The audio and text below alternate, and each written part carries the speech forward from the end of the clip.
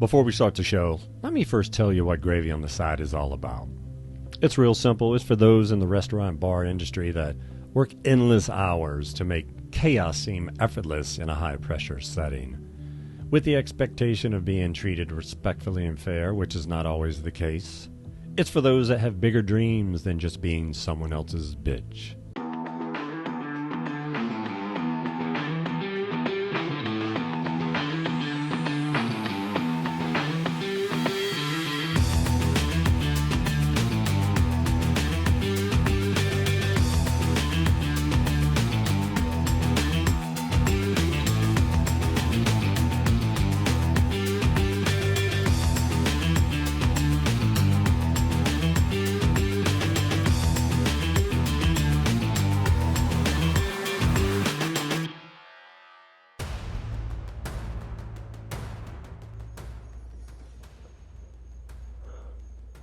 What time is it? Oh, God. I forgot to take Ranch to table 7. I hope they still like me. I hope they come back. I hope their fries weren't dry. I'll do better tomorrow.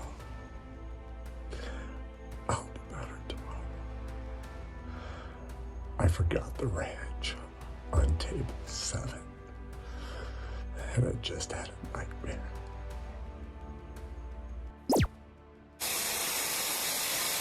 Your headset is connected. Welcome to Gravy on the Side. I'm Rick Swing. I'll be your server tonight. I believe we're about to do episode 2. I think we have episode 1, part 1, part 2 out. I'm going to kind of take it easy right now with the show, trying to feel the direction. I want to start getting a little feedback from everybody. And it's been so gorgeous here in Hawaii today, so I didn't really put a lot of focus on the show, so I do come ill-prepared. My apologies, and much appreciation for you putting up with me being that way. It's okay to be human sometimes. That's what this is all about. Yes? Just try not to be so professional since this isn't technically my job. But if you're out there and you're in the restaurant industry, this is a podcast for you. Gravy on the Side, where we talk with our mouth full. We handle everything from mental health to grievances to reviews. And it's all from just the industry people. That's what I want. Yeah. If we can educate just a little bit, learn stuff about each other. I don't know, I've served and bartended and managed all over the world, and each place seemed so much different than the other. Still the same basic concept, but depend on what part of the country you're in, how things moved. Things move differently here in Kailua Kona, Hawaii. And I kind of like it. Kind of gives the power to the people, so to speak. And I do live in paradise, so I can never complain that much, because even as expensive as it is, and as gorgeous as it is, there is a trade-off. You know, a lot of people dream of just selling everything they've got and come live in beautiful, gorgeous paradise of Hawaii. And it is a big move. Big move. It's so awesome you don't even want to move anymore. Just want to be like, I'm not moving anymore. I'm glad all this is a test. Gravy on the Side, the podcast where you can talk with your mouth full. Always excited, always appreciative of those who come to check out the show. If you are in the restaurant industry You'll probably like this as the show moves on. I hope more people are involved and more people are giving their insights on such topics as mental health, Yelp reviews, dealing with customers, unbelievable things that happen. And I know it's not good, but I have I hate to admit it, a drama addiction.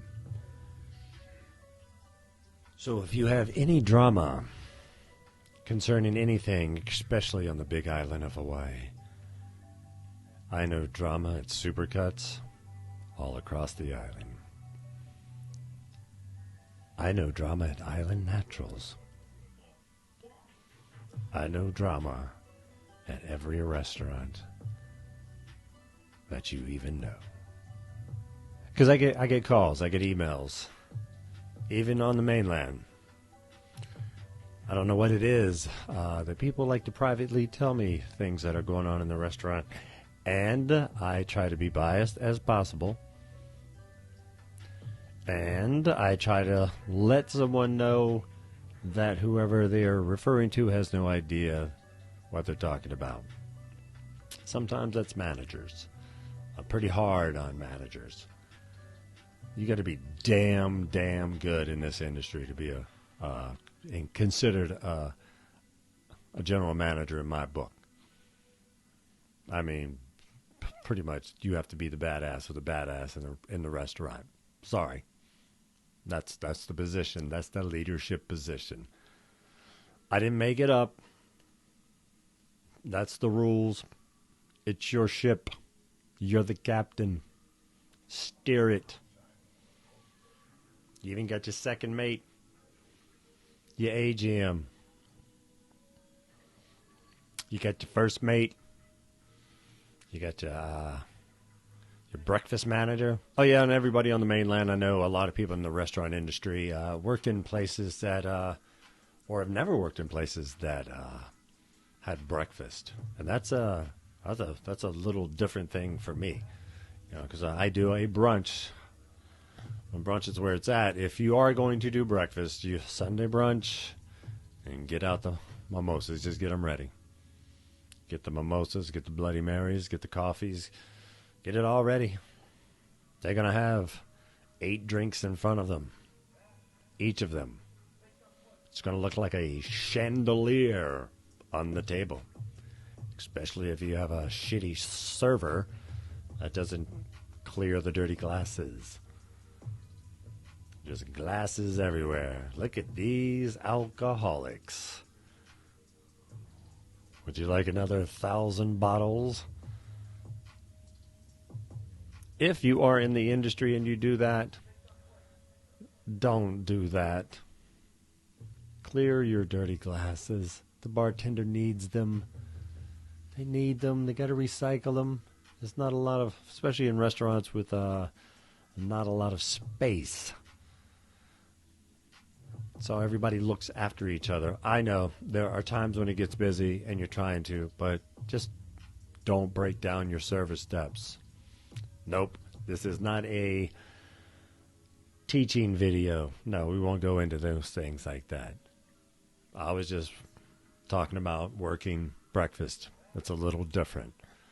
And it's funny because I worked the night before. I do a clopening from Saturday night. Close Saturday night. Roll down the windows. Lock the doors, and then right back to unlock the doors and keep the same thing going. But got a pretty good strategy of what I work, because I tell everyone I have 5 days on and 4 days off. How's that possible, Rick? Well, from working Saturday night to Sunday morning, I'm off by afternoon, so I don't have to be back at work till Wednesday night. So I feel like I have Sunday day to enjoy the beach, travel to the other side of the island. Oh, it's so nice when you're off here. And a lot of this is squeezed into that time doing the podcast. And I'm very late doing the podcast tonight because it was so gorgeous. The sunset was absolutely amazing. And sometimes when you're busy here and you're, living your life and you're doing things, you forget to just look outside and there's paradise happening right before your eyes. So I got sunstruck, like starstruck. And you stay parked. You find your spot wherever you are. I probably don't know anybody who doesn't do this. When it's sunset time, post your pics. Then you know where all your friends are on the island. Oh, look at such and such at that beach. Why didn't they invite me? They know I'm off today. That's rude. Gonna go to the beach knowing I'm off and not call me. Typical.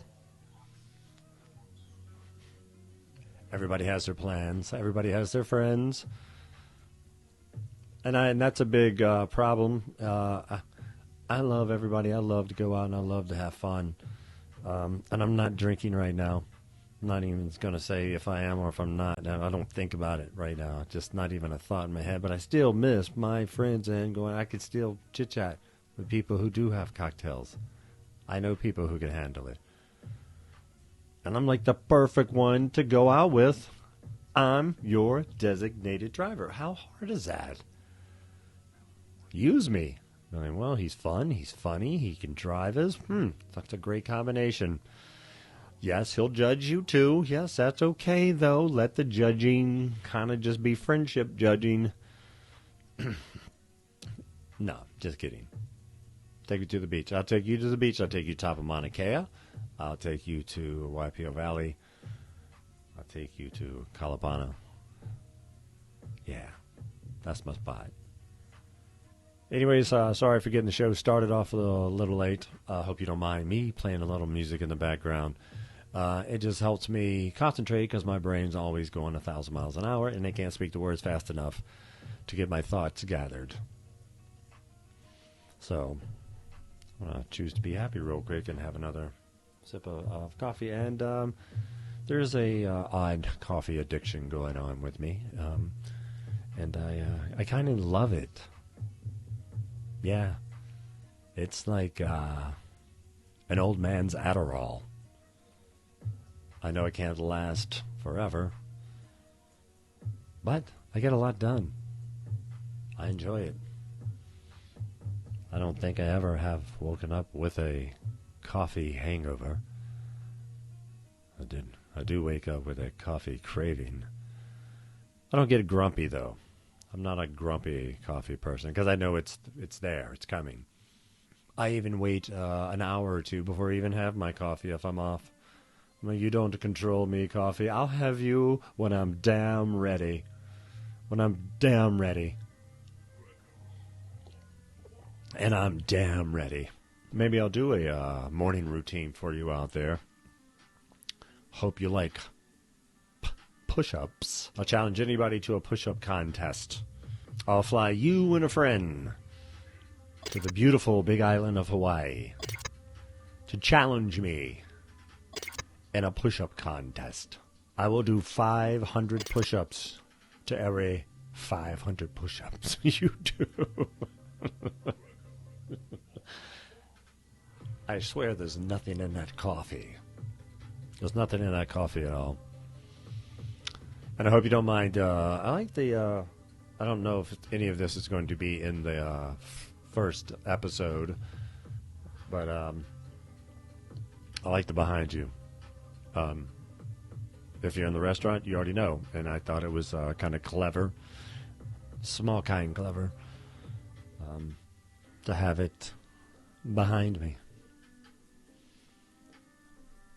I don't know what all you can see, what you can't see. I'm trying not to have...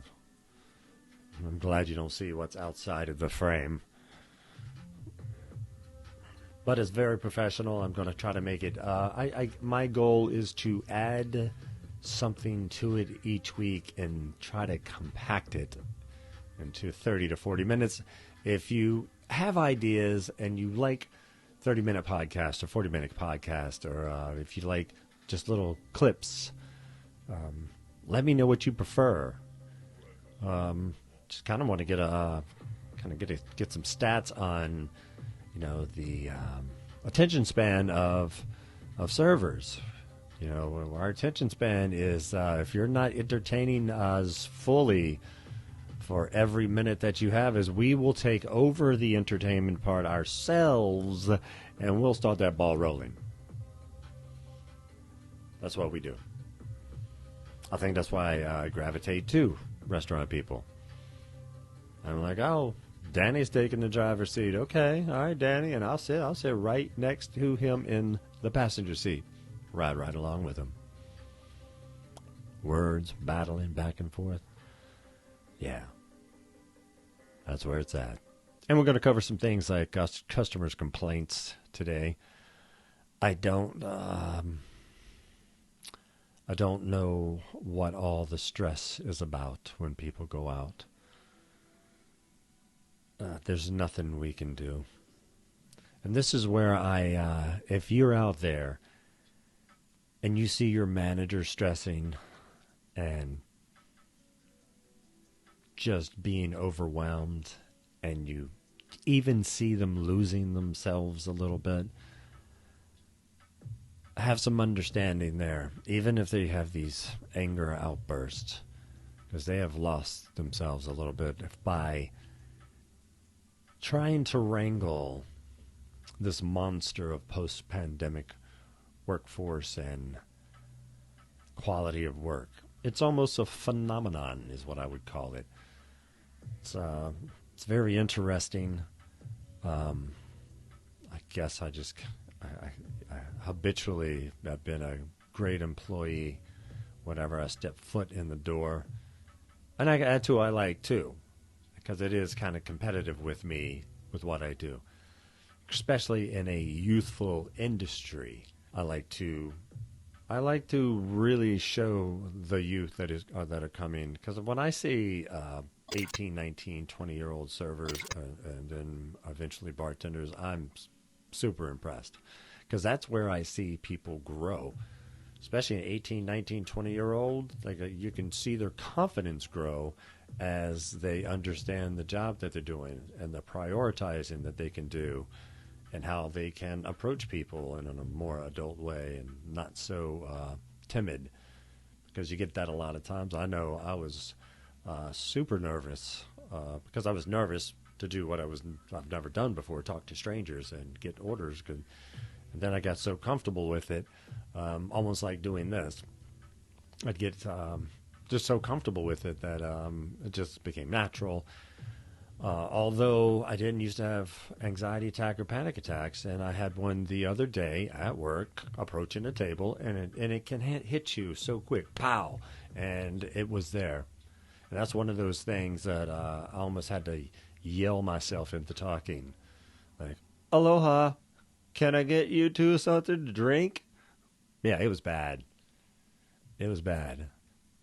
It was so bad that I remember them staring at me. Just staring at me. And I just went, I'll give you a few minutes. Or should I say, I'll give me a few minutes. Yeah, that was... Then I immediately went for, as Cat at work would say, give me a fruit punch. Yeah, that happened at work too. Cat, I got to tell the story. I'm sorry, I didn't want you to faint on the floor, but you felt faint. I'm bartending that night, and it was just one of the most hilarious moments there ever was. For me, as someone who was on the other side of it, sometimes you get on the floor and you get overworked, and it gets hot here in Hawaii, and she felt faint, and she collapsed into a chair, and the only thing that she could think to swing around and say and scream was, Rick, give me a fruit punch. How was I supposed to let that just go?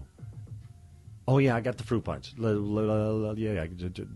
let's fast forward to that part of the story. She ended up with the fruit punch. You don't think I paused for 2 seconds to collect all of that was happening in that very moment, in that closed space of time? It was classic. Absolutely classic. So anytime anybody's feeling a lightheaded, a little faint, just scream, "Rick, give me a fruit punch." That was a funny story. Very funny story. Especially since it happened. And she'll probably hate me for telling the story. All right, where were we again? Because it's the topic I want to keep staying on. Yeah, back to the managers. I think they have this optimistic belief that things are going to change. I believe that the new generations and even the people who are lifers have finally said, we want better working conditions. Side note, that is where I'm headed with a lot of this community building. I've got big goals, bigger goals than just the podcast itself. This is to grab your attention and to lead you to be a more powerful unity together. And not to be all cheesy, it's just that there is a purpose to this. So back to the managers. I don't think they've accepted that, because they have this belief they'll get the perfect kitchen again, they'll get the right staff, people will start coming again, they'll have to remarket, rebrand, and then they'll lose the kitchen again, and then even the people they don't hire don't show the first day, call out the second week, and it's just, and then you find those that are responsible and are like there every single day and work hard every single day, and because those other few don't show up, all of a sudden that weight of the busyness that the restaurant has goes on to that one person, and that one person is really built only for that one job. There's no job really in a restaurant is built for two people, unless you are so slow. And you don't want it to be that way at all. So you need people in those positions to have a very successful experience for the staff and the customer and the owner, for everyone. And yeah, I know I get locked into talking about stuff. And I don't believe, and some of these are my opinions, I don't believe it's ever going to change. I don't believe it's ever going to go back to pre-pandemic ways. Some restaurants were pretty brutal to work in. I've been lucky enough to work into what I call the unicorn restaurants. It's a restaurant that you fall in love with. That you, if you're in the industry and you travel everywhere, and I've always tried to do that. Like no matter where I've moved to or lived, find the restaurant part of the city. I try to find the best chefs. Because I'm so curious, and that's where you get to experience someone's own life.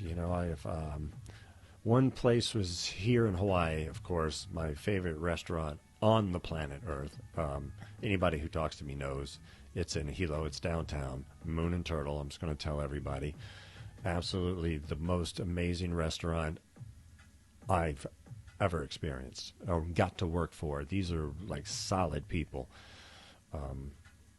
It's just like the idea how I feel or what a restaurant should be. They encapsulate all of that. They define it. And it was beautiful place, beautiful people. And it was managed in the sense of having mental health of their workers as part of the business plan. And it was nice. You felt like it was okay if something was happening, so. In the past few years, the restaurant, bar, and club industry has been hit with hurdle after hurdle, from staffing issues to supply chain problems and various media marketing campaigns to get people back in their seats, just to keep the doors open. Anything to break the curse of the post-pandemic ghost that still haunts us today. We'll do anything. And I do mean absolutely anything. Even voodoo. Just to keep the doors open. Back to post-pandemic management and staffing, because that seems to be just a ton of issues. It's not even really staffing. You just get a staff and then half don't show up, half walk out. I mean, a lot of people are kind of solo unionizing, like not all together, but just one building, and just like, we're not gonna take it. No, we're not gonna take it. That's just the vibe I'm getting. And it seems to be a little bit of leverage in there for the employee. And a lot of owners and upper management, I believe, are, from talking to people from North Carolina, Virginia, New York, Honolulu, and here on the Big Island, all the same issues. All the exact same issues, staffing issues. I mean, you can't even get an application in anyone's hands. And then I try to tell people, too, I said, well, make your application process a little bit easier, you know? I mean, not to downplay the importance of the restaurant industry, but come on. I can really talk to someone in just a few minutes and tell if they're worth it. And even considering mental health issues in mind. That's my worst fear of a lot of this, is touching on the mental health issues. And I've seen this flip over to going the wrong direction as well. Someone just coming out saying, look, I've got this issue. I just want people to be aware. Because people, once they're aware, they would like, well, I'm aware. I'm aware that I'd rather not be around it. So I don't want people to do that. Because I like if people know and go, well, this is what I'll do and this is how I deal with it. So I will be at work and show up always. Always. I don't think I call out. I think the last time I called out, I got a flat tire on top of Mauna Kea. And that's a bitch. Excuse my language, but that's a bitch. Yeah. I didn't know I had a flat tire. I was just cruising down the road. Guy pulls up next to me. You got a flat tire, and I'll be damned, I got out super flat. Not like you're like, I could still drive on it flat. It was like super flat. Someone had cut my tire. Cleverly, though, like they knew it would be a small leak. And then a week later, the same thing. I try to just not let stuff like that get to me. People do strange things. Don't even know if it was targeted toward me. But I see things that happen to my truck all the time. And coincidence? I think not. Somebody after me? I think not.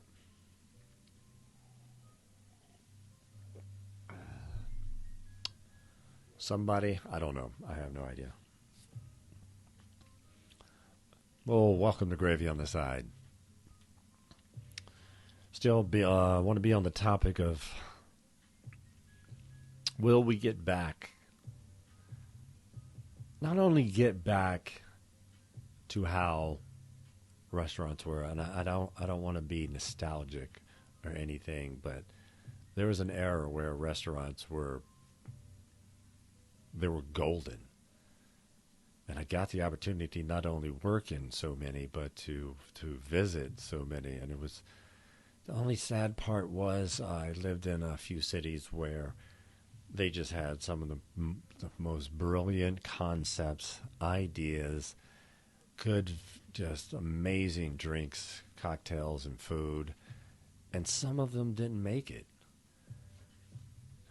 And I put that out to, you're saturating the market, and a lot of them, once the chefs understand, how to get down, that's what they're learning it for. No chef is cooking to be like, no dream of having their own restaurant. If not, that's a weird goal not to have, and if you're going to do that. And if you think that's not one of my goals as well, you're wrong. I definitely want that. If I was an investor, I would come find me in 3 seconds and be like, let's open a restaurant, open the restaurant. Let's go. I'm not afraid. Not afraid in the least. What's the concept? What's the idea? Where's it going to be? Let's get it done. Go. Information. That's all you have to do. Find it out. Do it. Get it done. I think that's where the stage of my life of where I'm at. I'm at a get it done state. And this is part of my getting it done.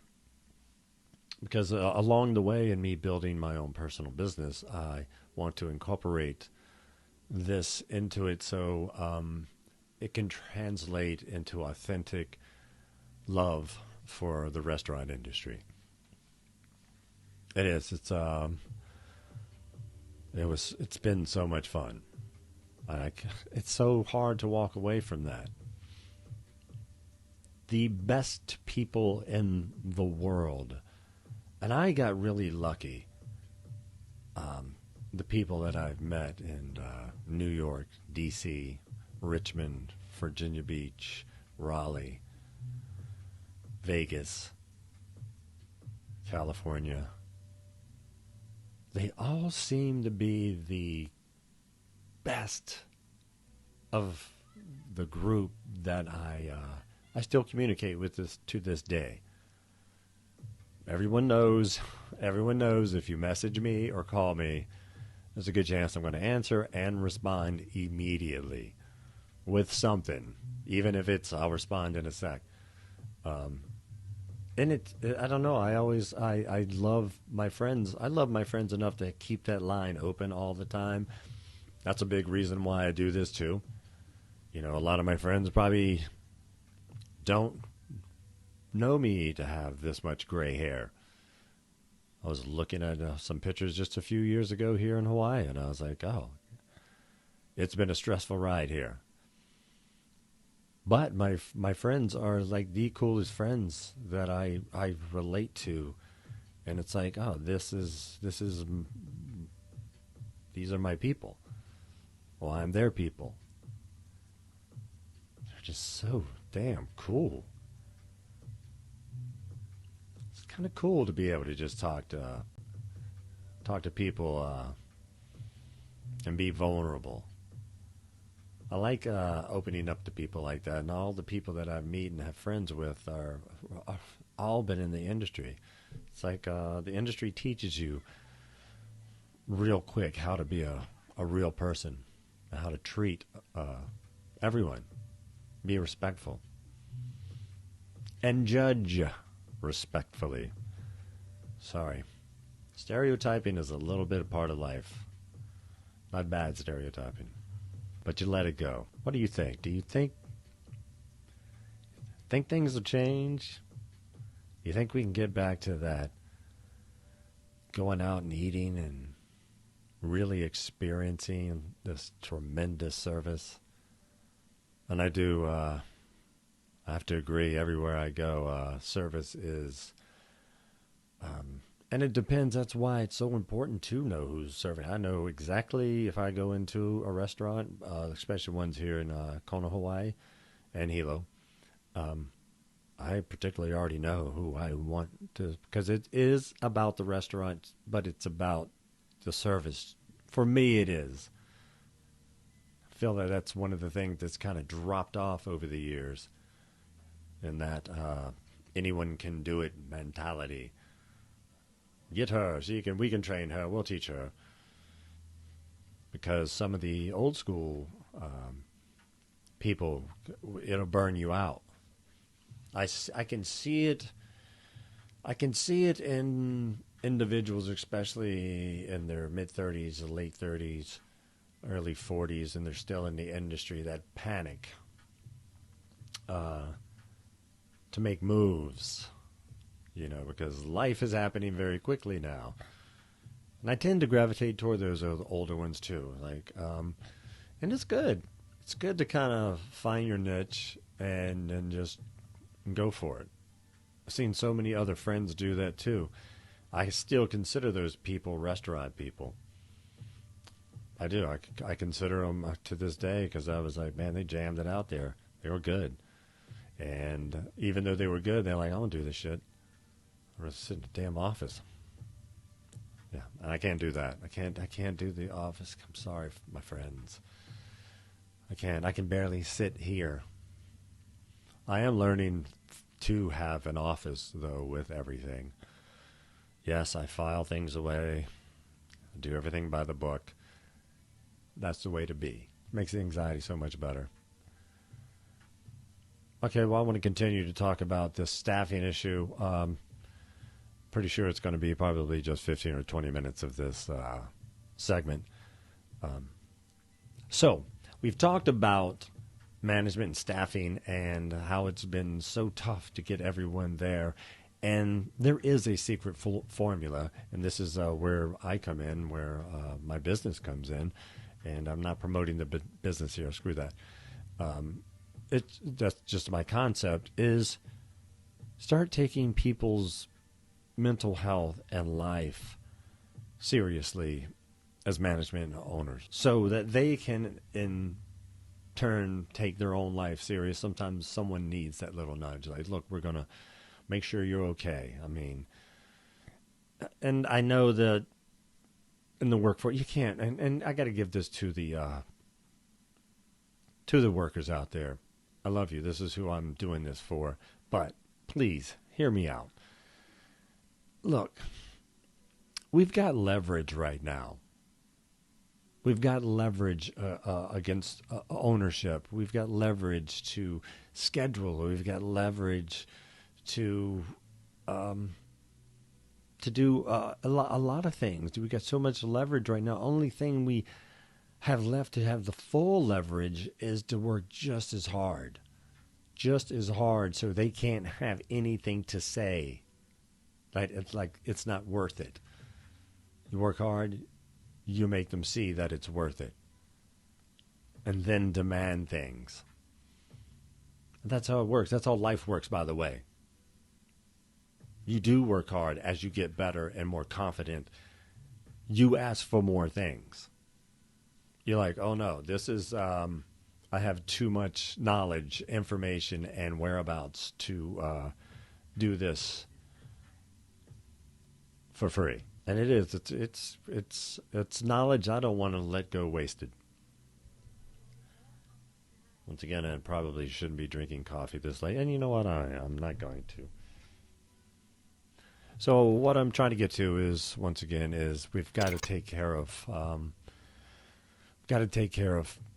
the employees better as part of their job too. That's where you get your leverage too. And I'm telling people, this is where the stress and anxiety and everything it's worse for, is because the cortisol in our systems won't let our muscles heal in time for the next day's work. So it has to be maintained. It has to be maintained to where there is no burnout.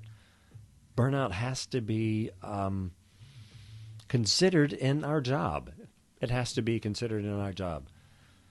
Or you are going to waste money on retraining, burning out someone else, especially if that's the pattern. And you can disagree with me. You can disagree with me, but you can't overwork the ones that are already at work as well. You're going to lose more people. In the long run, people are going to be discouraged to come back into the industry for how they're treated, for how they're disrespected, for how they're looked down on as the in-between job, the summer job, and everybody knows that it can be decent money. Everyone knows that. It's not equal to how you're treated, though. And we get asked to do a lot. We don't make enough to be your entertainer. Entertainers get paid a lot of money. I'm not getting paid by these people, but this is the best water in Hawaii. I was the plant manager for them while I was in the Hilo side for a while. it was one of those times where I took a break from the restaurant industry. I was a general manager at the time, and I was like, no more. No more. Of course, there was some more. But it's just fantastic. Comes right from the mountain. It gets shipped to California. California, y'all run out of water. Let's treat each other better at work and support each other better. And I just want to change the topic now. I want to get back to, real quick, to the end result. We'll keep this going. We'll try to get back to the end result of, if you want to keep a staff in your restaurant, you have to make sure that their mental health, their exhaustion, they're properly, everything. It has to be maybe a weekly thing. Like, how you doing? Can you handle, how are you doing today? What do you need today? And I know it's their job. And that's another thing with the leverage thing. Workers, go in there, get focused. You know, this has got to be frustrating for the owners. But once again, you're asking people to overwork. And once you take the passion out of something, it's not the same. And I don't have to explain any science to it or anything. You know, everyone knows. If you don't love doing something or have a passion for it, it is not that interesting, and it is a mundane thing you do. And if you don't build a reputation of that as a work environment, you're going to lose. You gotta have some high spirits in there. That people your guests that walk in need to know that. They need to see it. A lot of people in the industry if they go to a restaurant or not, based on how their employees are treated. I do. I guess that's why people tell me, I run into people all the time at the gym, at the grocery stores, at Office Depot, Home Depot, anywhere, in a restaurant, and they tell me what's going on. Because they know that I've got a small voice for now. Please like, subscribe. I need to say that more and do that more. And what I want to say about the like and subscribe is, it's harmless. It's harmless. You'll get a notification. Just let it bug you. It'll really just help me. It'll help my ego. It'll help my self-confidence. So that's a charity thing for me if you do that. And it's okay to look at it like that. Leave a comment. Comments, I'm a comment responder. I just told you I respond to all of my friends. Why wouldn't I be responding to every single comment? I'm going to try to get some more interviews on here. I'm trying to get some big interviews on here. We'll go back to the what I think the industry is going through and ways to solve it. And get some other point of views on, like, what's their vibe on post-pandemic strategies as far as keeping people at peace that work there. Because everyone I know that's been through all the restaurants, and everybody knows everyone in the industry in your hometown. If you don't know them, you know where they work. If you see them out, you'll be like, oh, he's the bartender over at such and such. You know, so everyone's always in that kind of circle, especially here on the Big Island. It doesn't take long for everyone to know what your abilities are. And there's a cycle that goes on here. I've learned to just, it's all the same to me now. So, and it's an income. So I want to bring something special. In my view, I want to bring something special back. I know a lot of people move here with just the thought of working, and that's partly me as well, working and enjoying where I live. I live in a special place, and I'm going to enjoy it all the time. And that's one things that I do love about my friends here too. They are going to the beach all the time. Everyone is. Everyone does. You know, somewhere, everyone, it's just nothing. To just pull over for a minute. Have lunch. Am I going to go to lunch? No, I'm having lunch. There's the view right there all the time. Yeah. That's how that is. You got to get that ocean therapy here. Can't go to the beach and not get in. That is against the rules. I just want to say I appreciate you watching Gravy on the Side, the podcast where you can talk with your mouth full.